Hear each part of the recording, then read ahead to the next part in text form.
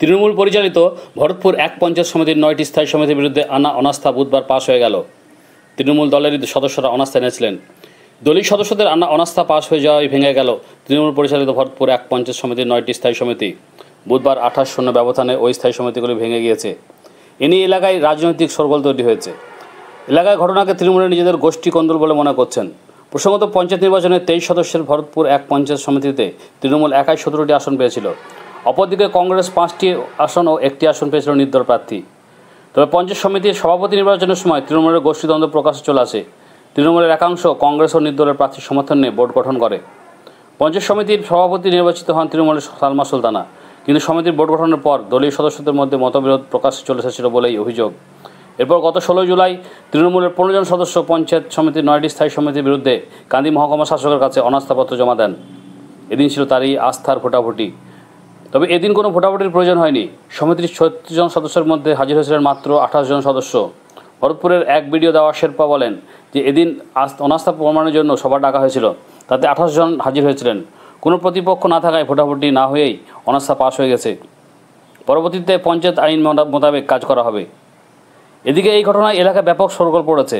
বিভিন্ন জায়গায় অনাস্থা নিয়ে বিস্তর আলোচনা চলছে। পঞ্চায়েত সমিতির বিদায়ী পূর্ত কর্মাধ্যক্ষ আলী মোহাম্মদ খান বলেন, আমি কংগ্রেসের সদস্য হয়েই তৃণমূলে যোগ দিয়েছিলাম বলেই আমাকে পূর্ত কর্মাধ্যক্ষ রাখা হয়েছিল। একইভাবে বড় পঞ্চায়েত সমিতিতে তৃণমূল ও বিজেপির একসাথে বোর্ড চালালেও তাদের বিরুদ্ধে কোনো পদক্ষেপ নেয়নি দল। কিন্তু আমাদের স্থায়ী সমিতিগুলো ভেঙে দেওয়া হলো। আমরা বিধায়ক ঘনিষ্ঠ ও এই পদে ব্লক সভাপতি স্ত্রীকে বসানো হবে বলেই আমাদের স্মরণ হয়েছে বলে মনে করছি। আগামী বিধানসভায় এর প্রভাব পড়বে। এলাকায় যদিও অনাস্থা হাজির সদস্য আবুল হাসনাত, মনিরুল ইসলাম এরা জানান যে পঞ্চায়েত বোর্ড গঠনের সময় দলের মতামতকে প্রাধান্য দেওয়া হয়নি, তাই এতদিন পর সঠিক কাজ করা হলো। আর কিছুদিন পর আবার গঠন হবে নতুন স্থায়ী সমিতি, তাই সবার পাখির চোখ সেই দিকেই থাকবে। আবার কি দেখা যাবে তৃণমূলের গোষ্ঠীদ্বন্দ্ব? TV11 বাংলা।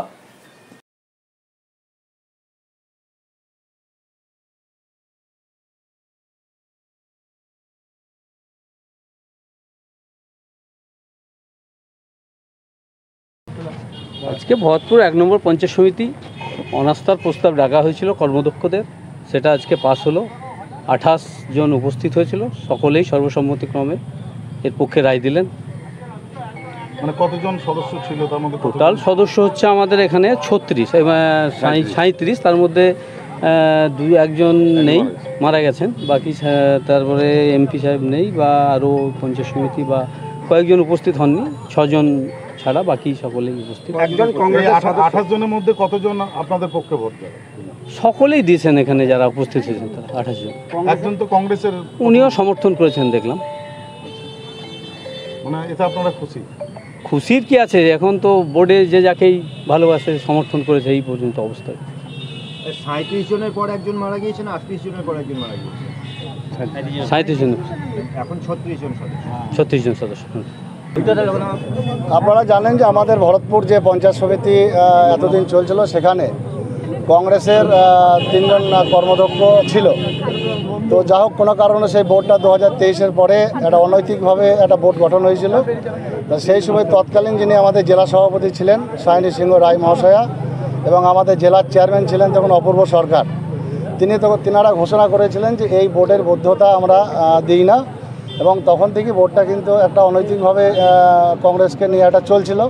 এবং যিনি বর্তমানে বিধায়ক আছেন তিনিও কিন্তু তখন বলেছিলেন যে বোর্ড অনৈতিক একটা বোর্ড। তো যাই হোক, সেই পরবর্তীতে আমাদের যারা তৃণমূলের মেম্বার, 23-এর 17টা মেম্বার আমাদের তৃণমূলের, তো সেই তৃণমূলের মেম্বারের যাতে বোর্ডটা হয় সেই জন্য আমাদের নির্দেশে, দলীয় নির্দেশে সেই বোর্ডটাকে আজ ভেঙে দেওয়া হলো। 9 জন কর্মদক্ষ যারা ছিলেন টোটালটাই আমরা ভেঙে দিলাম।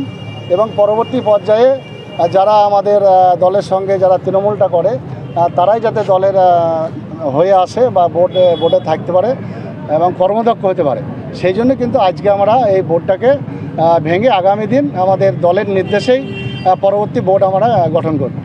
এখন যাদেরকে কংগ্রেস বলে পরিচিত করছেন তারা তো বর্তমানে জেলা সভাপতির হাত ধরে আনুষ্ঠানিকভাবে তৃণমূলে যোগদান করেছিল, তাহলে তারা কি তৃণমূল হতে পারেনি?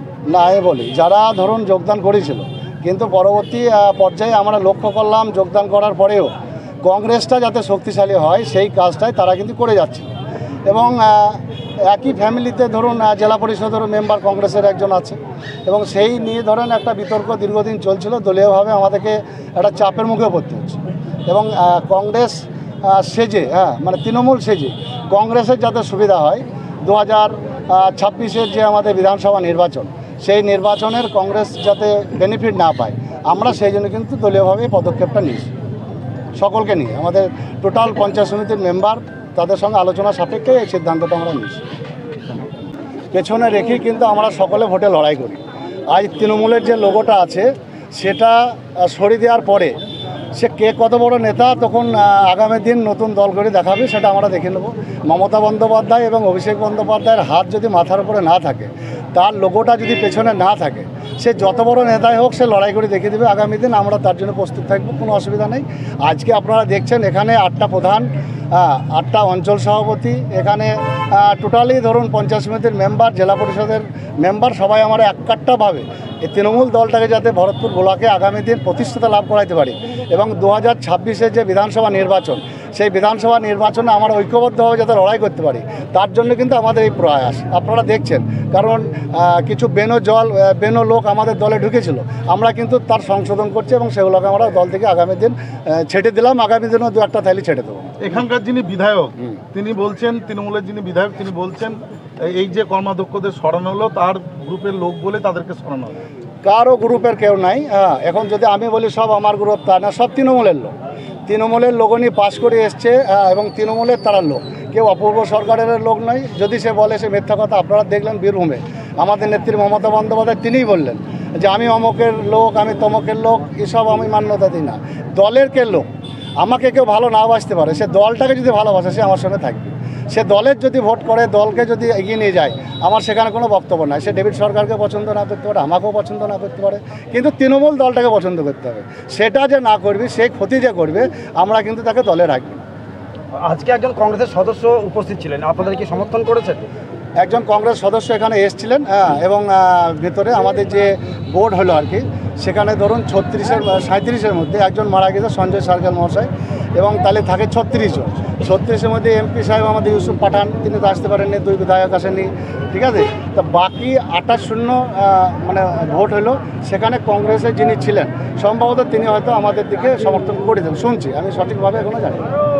দেখুন, অনাস্থা প্রস্তাবটা তো দলীয়ভাবে এসছে, সেখানে দল আমরা তৃণমূলই করি। এখন তৃণমূলের বিরুদ্ধে অনাস্থা নিয়ে আসছে, খুব হাস্যকর ব্যাপার।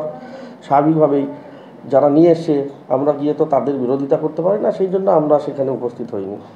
এই অবস্থায় কোথাও তৃণমূলের বিরুদ্ধে একদম, আপনারা যদি প্রথম থেকে বোর্ডটাকে দেখতে শুরু করেন, তাহলে যখন বোর্ডটা তৈরি হয় তখন কিন্তু তৃণমূলের সঙ্গে কংগ্রেসের জোট হয়ে একসঙ্গে তারা কিন্তু এই বোর্ডটা তৈরি করেছিল। পরবর্তীতে যারা আর কি আমরা কংগ্রেসই ছিলাম, তারা কিন্তু জেলা নেতৃত্বের হাত ধরেই, আমাদের অপূর্ব সরকার ডেভিডের হাত ধরেই কিন্তু আমরা তৃণমূলে যোগদান করেছিলাম। তো টোটাল বোর্ডটা তাহলে কি হয়, স্বাভাবিকভাবেই তৃণমূল পরিচালিত বোর্ড হয়। সেই তৃণমূল পরিচালিত বোর্ডটাই কিন্তু চলছিল। এখন ঘটনাক্রমে সেই সময়ে ব্লক সভাপতি অনুগামী প্লাস ব্লক সভাপতির স্ত্রীও হচ্ছেন এখন পঞ্চায়েত সমিতির একজন মানে উইনিং মেম্বার। তো তেনারা কিন্তু সভাপতি সেই সময়ে কিন্তু এই স্থায়ী সমিতি থাকার কোনো রকম সুযোগ পাননি, এবং তেনার অনুগামীরাও। তো এখন তাদের মনে হয়েছে তারা যেহেতু জায়গা পায়নি, তাদের জায়গাটা করতে হবে, তাদের সেই অভিষেধি যে একটা ছিল, তাদের যে ইচ্ছে, সেই ইচ্ছেটাকে পূরণ করার জন্য এই ব্লক সভাপতি জেলা সভাপতির সঙ্গে এই মিলেই আর কি এই অনাস্থাটা নিয়ে এসছে।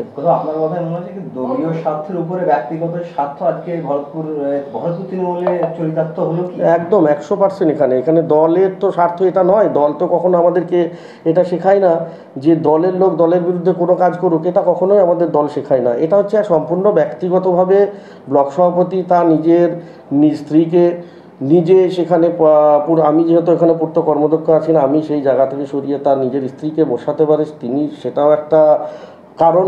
তার সঙ্গে তার অনুগামী যারা আছে তাদেরকেও আর কি আমাদেরকে সরিয়ে তাদেরকে সেই জায়গায় ঢুকিয়ে আর কি তারা বোর্ডটাকে পরিচালনা করবে, সেটা নিয়ে আর কি এটা ওনারা করেছেন। এটা একদম সম্পূর্ণ ব্যক্তিগতভাবে। এটা দল বলছে যে আপনারা যে যোগদান করেছিলেন সেটা দল মান্যতা দেয়নি, এবং তখনকার যে ভুলটা করেছিল সেই ভুলটার সংশোধন এখন তারা করছে। দেখুন, আমরা জেলা সভাপতির দ্বারা যোগদান করে যদি দলের সেখানে মান্যতা না হয়, তাহলে আমাদের চিফ মিনিস্টার যিনি আমাদের সর্বময়ী কর্তৃ বা আমাদের মমতা বন্দ্যোপাধ্যায়, তাহলে সবাই কি আর মমতা বন্দ্যোপাধ্যায়ের হাত ধরে সেখানে জয়েন করে দলে কিন্তু সেই মান্যতা পায়? আপনারা বলুন যে সবাই যদি মমতা বন্দ্যোপাধ্যায়ের হাত ধরে যদি দলে যদি মান্যতা পায়, তাহলে আমাদের যে জয়েনিংটা হয়েছিল সেটা অবৈধ হয়েছিল। জেলা সভাপতি যে জয়েনিংটা আমাদের করিয়েছিলেন হ্যালিপ্যাডের ময়দানে বসিয়ে আমাদেরকে, সেখানে যে জয়েনিংটা হয়েছিল তাহলে সেটা অবৈধ হয়েছিল। তাহলে এখন বলুন রাজ্যের বিভিন্ন জায়গায় বিভিন্ন রকমভাবে যে জয়েনিংগুলো হচ্ছে, সব তো আর আমাদের অভিষেক বন্দ্যোপাধ্যায় তথা আমাদের মমতা বন্দ্যোপাধ্যায় করেন না, সেখানকার শীর্ষ নেতৃত্ব যারা থাকেন তেনারাই করেন। তো সেইগুলো যদি অবৈধ না হয়, আমাদের এটা অবৈধ যদি বলে, সেটা নেতৃত্ব বুঝবে, আমাদের ঊর্ধ্বতন নেতৃত্ব বুঝবেন। ব্লক সভাপতির বক্তব্য জেলা সভাপতির নির্দেশেই নাকি এটা তো জেলা সভাপতির নির্দেশে যদি এটা হয়ে থাকে আর সেটাই যদি হয়, তাহলে জেলা সভাপতি এটার সদুত্তর দিতে পারবেন যে দলীয় কর্মীর বিরুদ্ধে কেন সেই অনাস্থা প্রস্তাবটা নিয়ে এসেছেন। আপনারা দেখুন, এর আগে কি আমাদের বিরুদ্ধে আমাদের ভরতপুর 1 নম্বর ব্লকে কোনো রকম অন্যায় কাজ, কোনো রকম মানে উন্নয়নমূলক কাজে বাধা, কোনো রকম উন্নয়নমূলক কাজ হয়নি, সেরকম কি কোনো রকম অভিযোগ এর আগে উঠেনি?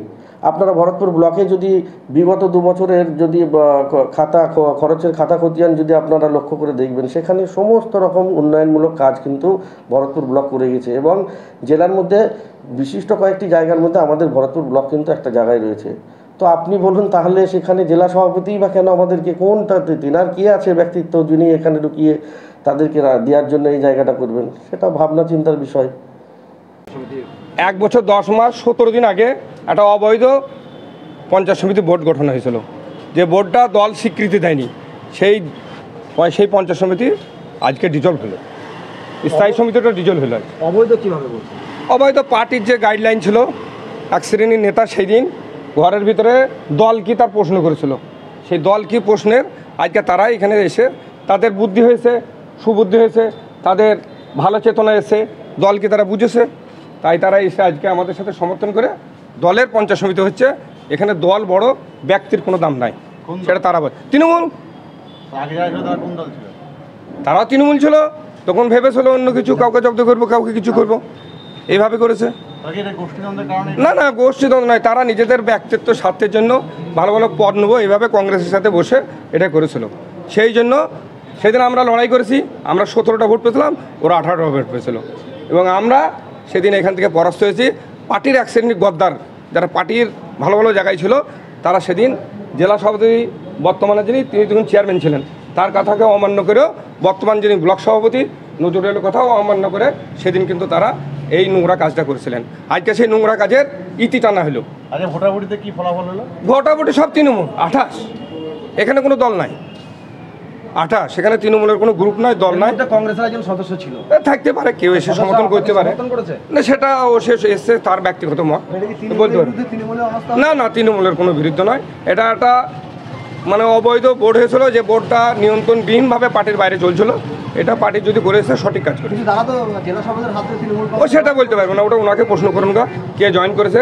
তৃণমূল সাজলে তৃণমূল হয় না, তৃণমূলের কিছু গাইডলাইন আছে, তৃণমূল সাজলে তৃণমূল হয় না, তৃণমূলের কিছু গাইডলাইন আছে, কিছু পার্টির আছে, গাইডলাইন আছে, কিছু পার্টির আছে, সেগুলো মেনে মেনটেন করলে তবেই সে অরিজিনাল তৃণমূল হয়ে যায়।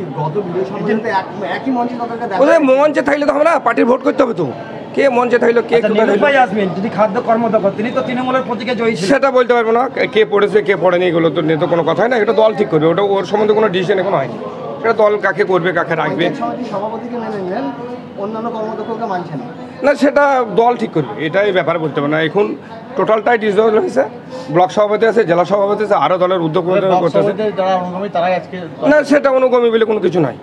আমরা এখানে তৃণমূল, দেখুন তৃণমূলের বিরুদ্ধে তৃণমূলের অবস্থা এটা ঠিক কথা নয়। আমি একটা কথা বলি, আজ থেকে ঠিক 1 বছর 10 মাস 7 দিন আগে যখন স্থায়ী সমিতি গঠন হয়, তখনকার আর আজকেকার মধ্যে যে ডিফারেন্স, সেটা হলো আজকে যে অনাস্থা প্রস্তাবে যতগুলোই সদস্য উপস্থিত ছিলেন বা ছিল, তাদের মধ্যে অনেকেই সেদিন দলের বিরুদ্ধে অর্থাৎ দল বিরোধী কাজ করেছিলেন। তখনকার সময় অপূর্ব সরকার মহাশয় আমাদের সাংগঠনিক জেলা চেয়ারম্যান ছিলেন, তিনার প্যাডে একটা প্যানেল লিস্ট তৈরি হয়েছিল, এবং আমাদের এমএলএ সাহেব হুমায়ুন কবির সাহেব তার একটা প্যাডে প্যানেল লিস্ট তৈরি হয়েছিল, এবং ব্লক সভাপতি নজরুল ইসলাম টার্জিন সাহেব, তার প্যাডে প্যানেল লিস্ট তৈরি হয়েছিল। তিনটেই ছিল একই, কোনো বৈসাদৃশ্য ছিল না, তিনটে একই লিস্ট, তিনটে প্যাডে। সেইটাকে প্রাধান্য দেয়নি, দলের বিরুদ্ধে গিয়ে একটা স্থায়ী সমিতি গঠন হয়েছিল তখনকার টাইমে। আজকে ভালো লাগছে, তাদের শুভবুদ্ধির উদয় হয়েছে, দলের পক্ষে এসে অনাস্থা প্রস্তাবে দলের নির্দেশ মোতাবেক তারা সাপোর্ট করেছে এবং দল যে কথা বলেছে সে কথার উপযুক্ত তারা সিদ্ধান্ত নিয়েছে। এই ভালো লাগলো। তখন টোটালটাই দলের বিরুদ্ধে গেছিল। আমি চাইব এদের শুভবুদ্ধির উদয় যেহেতু হয়েছে, আগামী দিনে যেন এই ধরনের শুভবুদ্ধি উদয়টা বজায় থাকে, এই আশাটা রাখবো। তখনকার টাইমে সকল দলটাকেই তুচ্ছভাবে, তাচ্ছিল্যভাবে তারা করেছিল, সেটা আপনাদের নিউজ চ্যানেলেও দেখানো হয়েছিল দলবিরোধী কাজ হিসাবে। এবং আজকে আমি সঠিক লাগছে যে আমাদের বর্তমান জেলা সভাপতি, তখনকার জেলা চেয়ারম্যান অপূর্ব সরকার মহাশয় কিন্তু বলে গেছিলেন আমাদের থানা সংলগ্ন মাঠে একটা দলীয় প্রোগ্রামে যে পঞ্চায়েত সমিতিকে মান্যতা দিই না। আজকে থেকে দলের স্বীকৃতি, আমরাও ভাবলাম আমাদের দলের পঞ্চায়েত সমিতি। ধন্যবাদ জানাবো আমাদের জেলা সভাপতি, ব্লক সভাপতি প্রত্যেককেই। আজকে গত 17 তারিখ মানে মাননীয় এসডি স্যার আমাকে যিনি এই পঞ্চায়েত সমিতির প্রেসক্রাইব অথরিটি, তো উনি একটা ফর্ম 1B-তে আমাকে নিয়োগ করেছিল প্রিসাইডিং অফিসার হিসাবে, যেটা পঞ্চায়েত সমিতি মেম্বার রিমুভাল নিয়ে একটা নো কনফিডেন্স মোশন নিয়ে আজকে একটা মিটিং ছিল। তো আজকে মিটিংয়ে টোটাল 28 জন উপস্থিত ছিলেন। তো সবাই নো কনফিডেন্সের পক্ষে ছিলেন, বিপক্ষে কেউ ছিল না। সুতরাং ভোটাভুটির জায়গা ছিল না, হয়নি আর, এটাই মূলত ছিল। আর নো কনফিডেন্স মোশনটা পাস হয়ে গেল। কতজন সদস্যের মধ্যে কতজন উপস্থিত ছিল? টোটাল সদস্য আমাদের এখানে টোটাল 37 জন, 37, কিন্তু আমাদের সহকারী সাহেব মারা গিয়েছেন রিসেন্টলি। তো total 36, including x officer members, তারপরে অনারেবল এমএলএ এমপি নিয়ে, ঠিক আছে। তারপর তো আজকে এখানে উপস্থিত ছিলেন টোটাল 28 জন। 28 জনই এই নো কনফিডেন্স মোশনের পক্ষে ছিলেন।